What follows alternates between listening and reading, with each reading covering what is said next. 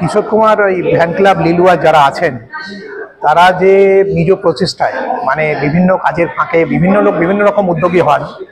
তারা যে কিশোর কুমারের মতো মানুষকে নিয়ে জন্মদিন পালন করা নিয়ে কারাওকে তারা গান করতেন এবং ওই ঐতিহ্যটাকে ধরে রেখে তারা যে একটা কিশোর কুমার ফ্যান ক্লাব গঠন করেছেন, এটার জন্য প্রথমেই তাদের ধন্যবাদ কৃতজ্ঞতা জানাই। কারণ হচ্ছে কিশোর কুমার হচ্ছে বাংলার একজন প্রবাদপ্রতিম শিল্পী। তিনি শিখিয়েছিলেন কিভাবে মানে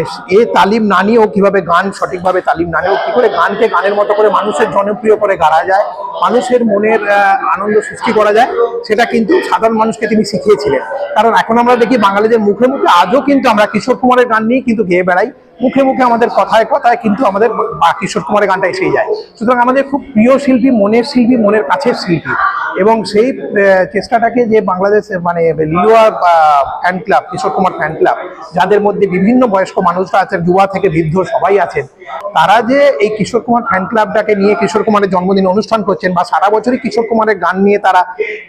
প্রচেষ্টাকে মানে কিশোর কুমারের গানকে বাঁচিয়ে রাখার, বাঙালি অন্তরে আরো মন ভরিয়ে রাখার একটা চেষ্টা চালিয়ে যাচ্ছেন, সেই প্রচেষ্টার জন্য আমার তরফ থেকে আমি অত্যন্ত ধন্যবাদ ও কৃতজ্ঞতা জানাই। কারণ বাঙালির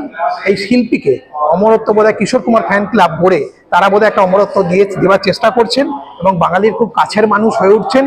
এটা আমি মনে করি এবং সেই জন্য আমার তরফ থেকে তাদের ধন্যবাদ ও কৃতজ্ঞতা জানাই।